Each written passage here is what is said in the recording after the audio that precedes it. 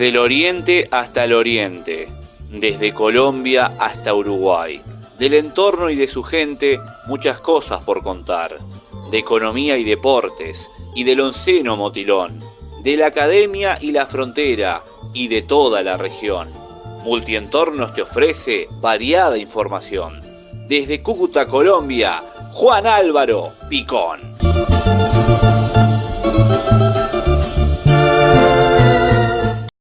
Muy buenas noches a los oyentes de Multientornos, el programa radial de los múltiples entornos. Multientornos es emitido desde Cúcuta, Colombia por Juan Álvaro Picón y es transmitido por radiocuervouruguay.com.uy los días sábados a las 6 de la tarde hora colombiana, con repetición los domingos a las 5 p.m. hora de Colombia. Un saludo muy especial al gran Onofre Laborde, el hombre radio de Uruguay, a la señora Marina y a toda la familia Laborde, quienes siempre sintonizan Multientornos. El programa 161 abordará de algunos hechos que fueron noticias durante la semana. Infortunadamente, noticias que no quisiéramos entregar. Este programa pudiese hablarse de este clásico del Oriente, en el que el Cúcuta Deportivo logró igualar en condición de local 2-2, con dos anotaciones del cucuteño que va a cumplir ya 21 años en la emisión de este programa, Jaime Andrés Peralta, cucuteño que también tuvo la posibilidad de pasar por el Deportivo Independiente Medellín, quien en ese equipo logró marcar 3 goles, y por el San Lorenzo de Almagro de la Primera División de Argentina, en el que logró anotar una anotación.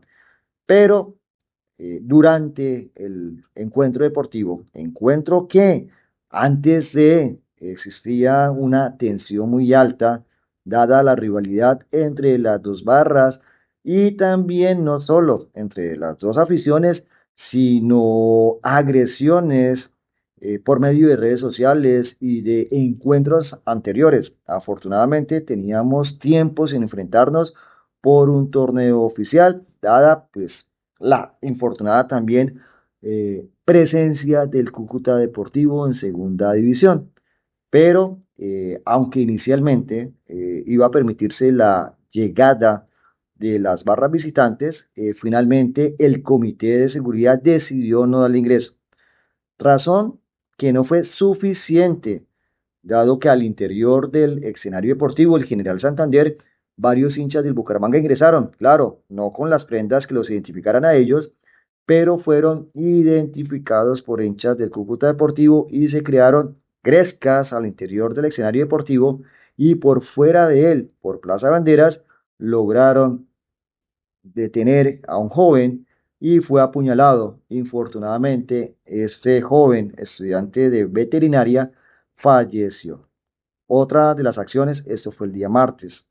El día miércoles, un avión de Satena, una aerolínea colombiana, una avioneta en el que iban 13 pasajeros y el piloto y el copiloto, infortunadamente se estrelló en postrimerías del municipio de Ocaña, entre lo que es la playa de Belén y Acarí, y en el que sus 15 ocupantes infortunadamente fallecieron. Nos recuerda a ese accidente de Avianca que ocurrió un 17 de marzo de 1988 en el Cerro El Espartillo. Paz en la tumba de todas aquellas personas que fallecieron y también del hincha del Atlético Bucaramanga. Bienvenidos a Multientornos. Estás escuchando Multientornos por Radio Cuervo Uruguay. En entorno regional, queridos oyentes de Multientornos, vengo a hablarles de una noticia trágica, dado el accidente aéreo de la avioneta ocurrida el pasado miércoles 28 de enero, cuando se dirigía desde la ciudad de Cúcuta hasta el municipio de Ocaña, en el departamento norte de Santander.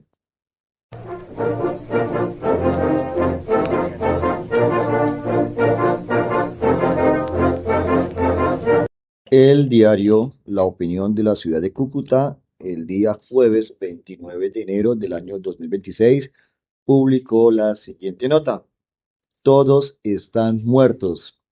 Líder campesino, el primero en llegar al sitio del accidente. Esta nota fue escrita por Leonardo Fabio Oliveros y dice de esta manera. Colombia vive su segunda tragedia aérea en 19 días luego del accidente en el que murió el cantante Jason Jiménez y 5 de sus compañeros de trabajo ocurrido en Boyacá el 10 de enero. Esta vez el escenario es una montaña de la provincia de Ocaña, norte de Santander. El cotidiano vuelo de los miércoles del Servicio Aéreo de Territorios Nacionales SATENA desde Cúcuta hacia Medellín con escala en el aeropuerto Aguas Claras de Ocaña salió ayer según lo planeado. Sin embargo, nunca hizo la parada correspondiente. La aeronave tipo Beechcraft de matrículas HK4709, operada por la empresa Searca y que cubría el vuelo NSE 8849, desapareció de los radares poco antes de llegar al sitio de la escala, específicamente entre la playa de Belén y Acarí, dos municipios del norte de Santander. El avión debía aterrizar 35 minutos después de partir del Aeropuerto Internacional Camilo Daza de Cúcuta, porque una hora después tenía que encender las turbinas rumbo a la capital de Antioquia. Alrededor de la 1 de la tarde comenzó a rodar la información de su desaparición. Posteriormente, Satena precisó que el vehículo despegó sobre las 11:42 de la mañana y tenía previsto su aterrizaje alrededor de las 12:05 del mediodía. Los capitanes Miguel Vanegas, responsable del vuelo, y José de la Vega, el copiloto, reportaron su último contacto con el control de tráfico aéreo a las 11:54 am.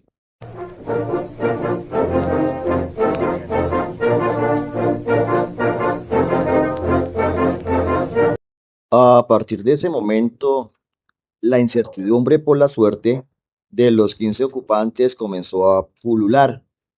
Ninguna entidad nacional y regional podía precisar detalles de lo que ocurría, solo se dependía de las autoridades locales y los habitantes de la zona. La Dirección de Investigación de Accidentes de la Aeronáutica Civil señala que se encuentra recogiendo información respecto a la pérdida de comunicación de la aeronave HK4709 que cubre la ruta Cúcuta-Ocaña con 13 pasajeros y 2 tripulantes.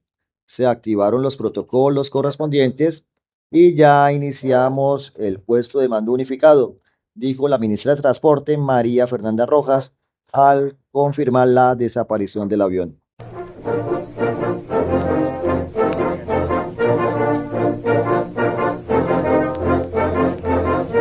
La búsqueda en la montaña.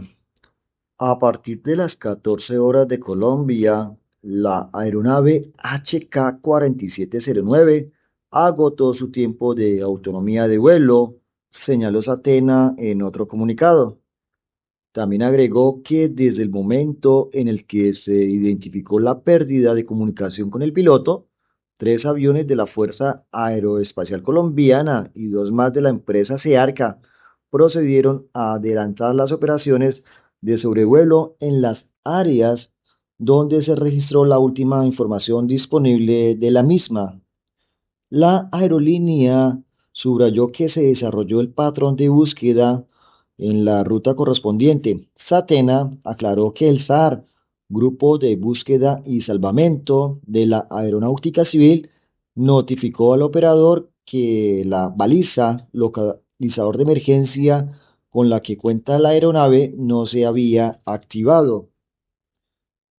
Lo único que se supo desde el primer momento es que allí iban el representante de la Cámara por la circunscripción de Paz del Catatumbo y aspirante a la reelección por el partido de la U, Diógenes Quintero Amaya, el candidato por esa misma curul en las elecciones al Congreso del próximo 8 de marzo, Carlos Alberto Salcedo Salazar, y el exconcejal de Ocaña, Juan David Pacheco Mejía.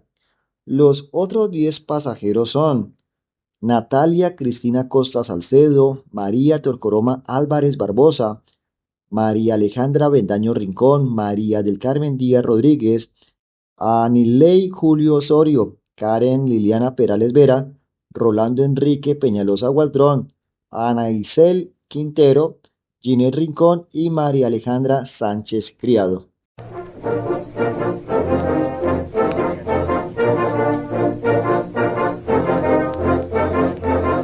El lúgubre hallazgo.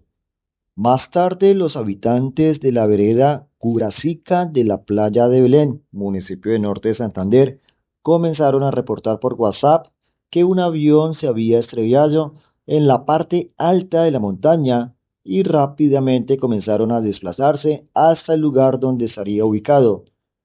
Por otro lado, la comunidad norte santanderiana en general y los sectores políticos guardaban la esperanza de tener una muy buena noticia. Pasadas las 4 de la tarde, hora colombiana, el presidente de la Junta de Acción Comunal de Curacica, Libardo Ascanio, quien fue el primero en arribar al lugar junto con otros 6 moradores de la zona, confirmó a La Opinión, el periódico de Cúcuta, la lamentable noticia y definió con una frase en una corta llamada telefónica el epílogo del vuelo NSE 8849, todos están muertos. Ascanio afirmó que una vez la alcaldía les alertó sobre la desaparición de la nave, se trasladaron hasta el lugar del siniestro. Durante unas 3 horas caminaron, algunas veces les tocaba descansar porque la dura pendiente los dejaba sin oxígeno, pero lo lograron, ubicaron el sitio y la escena que apreciaron fue espantosa. Parece que intentó aterrizar, como que subió un poco y luego cayó, porque quedó como una carretera, entre paréntesis, el rastro del avión. Vimos los muertos, vi una mujer entre ellos. Fue un desastre, describió el líder campesino. Ascanio destacó que poco a poco fueron llegando más habitantes de la vereda y 15 minutos después los rescatistas de la Cruz Roja. Tras los reportes de los medios informativos, Satena emitió otro comunicado por medio del cual lamentó el accidente fatal con un balance de 15 personas fallecidas, por lo que expresó sus más sentidas condolencias con todos los familiares de los pasajeros y tripulantes.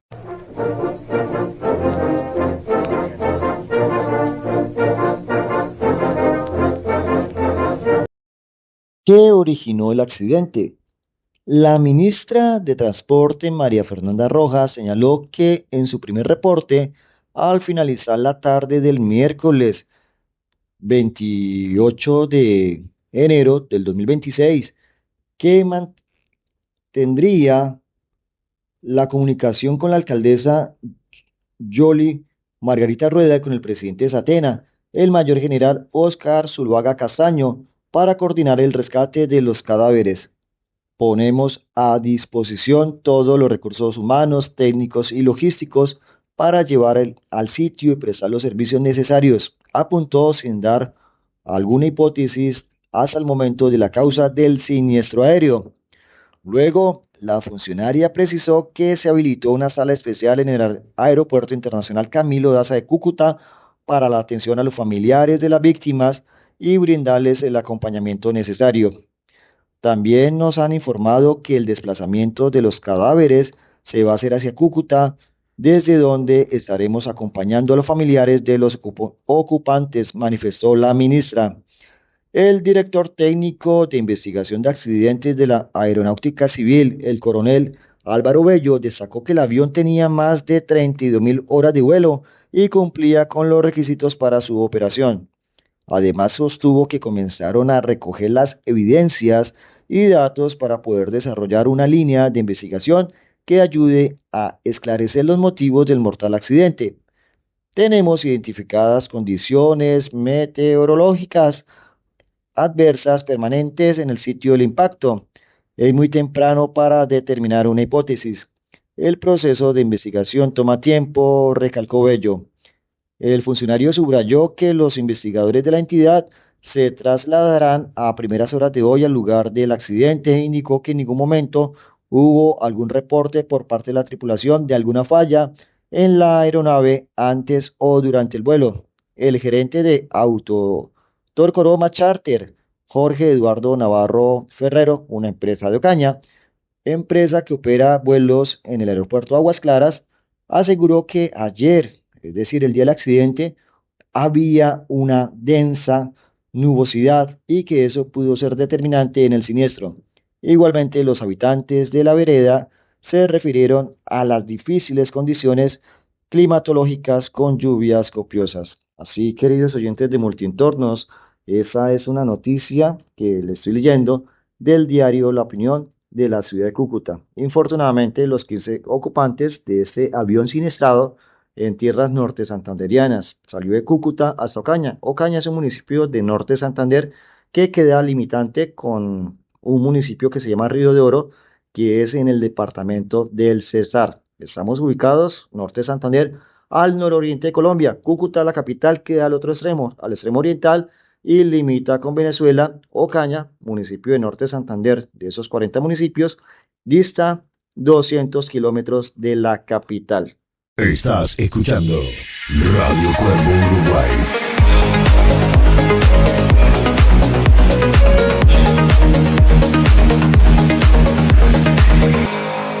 radiocuervouruguay.com.uy. En entorno deportivo, no tan deportivo, les traigo la nota del diario La Opinión, titulada La violencia que volvió a ganar en el fútbol. El único pecado de Camilo Andrés Rojas Rey fue acompañar al equipo de sus amores, el Atlético Bucaramanga, hasta Cúcuta.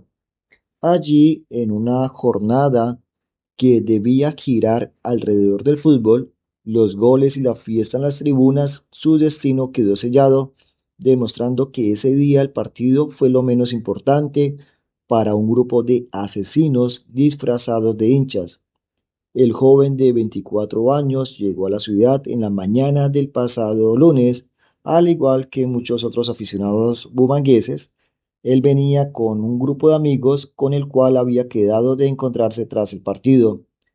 Tal como lo habían planeado, Camilo llegó a una estación de servicio sobre las 6 de la noche del pasado martes, ubicada al margen del Canal Bogotá, a la altura de la calle Segunda, sin ninguna prenda distintiva del equipo Leopardo a la vista. Se quedó en el sitio aproximadamente 20 minutos hasta que llegaron sus compañeros. Hasta el momento no se sabe qué estaba haciendo ni por qué tardaron en llegar. Lo cierto es que para su mala fortuna fue avistado por un grupo de barristas del Cúcuta que pasaron por la zona y lo vieron sospechoso, según informaron fuentes judiciales. El grupo de por lo menos 6 personas empezaron a increparlo y a pedirle que se identificara para luego obligarlo a levantarse la camiseta. Tras esto lo habrían golpeado sin piedad. En un desesperado intento por salvar su vida, el joven salió corriendo.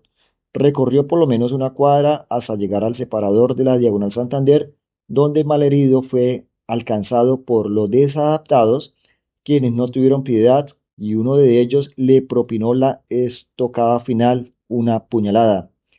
Sin camiseta y totalmente ensangrentado, Camilo cayó al suelo. Los asesinos se fueron, dejándolo en el sitio ante la mirada de algunos transeúntes que lo rodearon en sus momentos finales. La policía fue alertada sobre el caso y arribó a la escena, encontrándolo gravemente herido. Lo trasladaron a un centro asistencial, pero no había nada que pudieran hacer. Sus lesiones eran demasiado graves y su nombre quedará como el protagonista de casi una ejecución pública. Camilo era un profesional, lejos de casa, solo. Tras pasar momentos de terror, murió Camilo, quien era un apasionado veterinario en su natal Bucaramanga. Su vida, marcada por los viajes, acabó en Cúcuta tras una jornada marcada por la violencia y la tragedia. Francia, Indonesia, Australia y Brasil fueron algunos de los destinos a los que logró viajar Camilo en vida. Fue precisamente en el país carioca, en el que vivió una experiencia única, marcada por el fútbol, como se supone que sería su visita a Cúcuta. Fue a mediados del año pasado cuando viajó por su cuenta hasta la ciudad de Belo Horizonte, donde vio a su amado equipo jugar contra el Atlético Mineiro por la Copa Sudamericana. Se fue mi vida entera. Aquella tarde en el Estadio General Santander de Cúcuta estuvo marcada por la violencia, tanto antes como durante y después del partido, no solamente en los alrededores, sino en las gradas, donde violentos hicieron una cacería de leopardos, incluso golpeando a varias personas señaladas como hinchas del equipo visitante. Todas las instituciones, tanto del ámbito deportivo como de otros sectores, se manifestaron rechazando profundamente lo sucedido por medio de comunicados. Uno de los mensajes más sentidos fue publicado por el mejor amigo de Camilo. Mientras escribo esto con las manos temblorosas, un nudo en la garganta y los ojos llorosos, recuerdo cada momento compartido durante estos 13 años. Nunca voy a olvidar el momento cuando abracé a su mamita con el corazón destruido y me dijo, se me fue mi vida entera. Publicó en Facebook el hombre que se trasladó desde la ciudad de Los Parques para acompañar a la familia en las diligencias para reclamar el cadáver. Este tipo de acciones se presentan en el fútbol colombiano, principalmente entre varias barras, siendo también hinchas del Cúcuta vistos o expuestos a ese tipo de acciones. Recordemos en Tolú, donde un hincha del Cúcuta Deportivo fue atacado por varios supuestos hinchas del Junior de Barranquilla. Situaciones que no deben suceder en el fútbol y propendemos que se viva un fútbol en paz. Tenés que escucharlo. Multientornos, el programa de Juan Álvaro Picón, desde Cúcuta, todos los sábados 20 horas de Argentina-Uruguay, 18 horas Colombia-Ecuador en radiocuervouruguay.com.uy. Somos uno.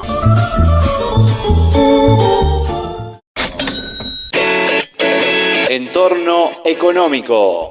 En el entorno económico, queridos oyentes de Multientornos, se conoció la decisión de la Junta Directiva del Banco de la República en torno a la fijación de la tasa de interés el día 30 de enero del año 2026. Recuerden que esta junta se reúne todos los meses, una vez por mes, pero solo en 8 meses toma decisiones. Para saberlo, simplemente lo que hacemos es dividir el año en trimestres y el mes que queda en medio de esos trimestres, aunque se reúna, no toma decisiones. Así, el primer trimestre del año, enero, febrero y marzo, en el mes de febrero no toman. ¿Cuál es la decisión que tomó la Junta? Para ello vamos a acudir al comunicado de prensa que dice lo siguiente. La Junta Directiva del Banco de la República decidió por mayoría incrementar en 100 puntos básicos la tasa de interés de política monetaria al 10,25%. Dicha tasa estuvo en el 9,25% casi durante todo el año 2025. No logró bajarla el Banco de la República por cuanto la situación económica de nuestro país no llevaba a que la inflación fuera cediendo en gran medida para llevarla hacia la meta de inflación o hacia por lo menos el rango, que es el 4%. La meta es el 3%. ¿Qué nos dice el comunicado de prensa? 4 directores votaron a favor de esta decisión, 2 por una reducción de 50 puntos básicos y 1 por mantenerla inalterada. En su discusión de política, la Junta Directiva del Banco de la República tuvo en cuenta los siguientes elementos. El primero de ellos, la inflación total en diciembre se ubicó en un 5,1%, levemente inferior a la observada a fin del 2024, que estuvo en un 5,2%. La inflación básica sin alimentos ni regulados repuntó del 4,85% al 5,2%, entre noviembre y diciembre. El segundo elemento fue el siguiente. Las expectativas de inflación en enero tuvieron un fuerte repunte frente a sus medidores de diciembre. En el caso de los analistas, las expectativas de inflación en la mediana de la muestra aumentaron del 4,6% al 6,4% para fin de 2026 y de 3,8% a 4,8% para fin de 2027. Son expectativas que mensualmente van cambiando los datos de acuerdo con la información que esté disponible. Las expectativas obtenidas a partir de los mercados de deuda también aumentaron y se ubican sobre el 6% en el horizonte de 2 años. Como tercer elemento, queridos oyentes de Multientornos, tenemos los indicadores de actividad económica que en el cuarto trimestre del 2025 sugieren que el PIB habría mantenido un buen dinamismo. Recordemos que todavía hace falta que salgan las cifras del crecimiento económico del año anterior, resultante de una demanda interna fuerte, jalonada principalmente por el consumo privado y público. Acorde con esto, el equipo técnico estima que la economía colombiana habría crecido 2,9% en 2025. Estamos a 30 de enero y no conocemos cuánto fue realmente lo que creció la economía el año anterior.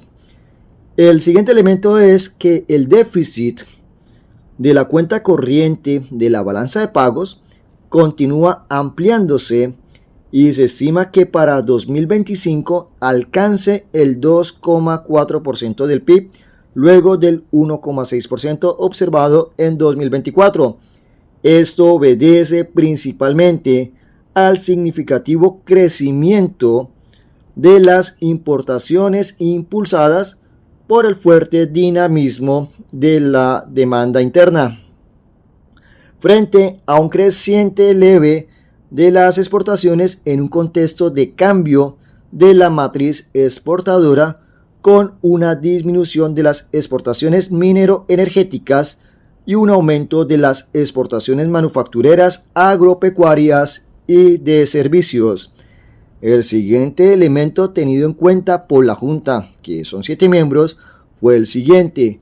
La incertidumbre sobre las condiciones externas continúan siendo elevada en vista de riesgos asociados a un escalamiento de los conflictos comerciales, las medidas migratorias en los Estados Unidos, los conflictos geopolíticos y la percepción del riesgo soberano de Colombia.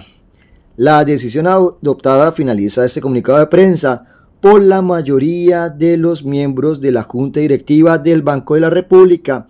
Está encaminada a que la inflación retome una senda decreciente y que llegue a ese 3%, que es la meta que se encuentra en la actualidad. Las decisiones futuras dependerán de la nueva información disponible. Así, queridos oyentes de Multientornos, toca esperar cómo se ajusta el mercado.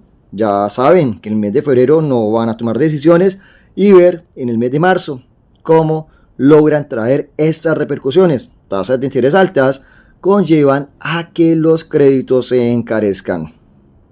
Con estos temas, Multientornos da por finalizado su programa número 161. No olviden seguirnos en nuestras redes sociales como @multientornos.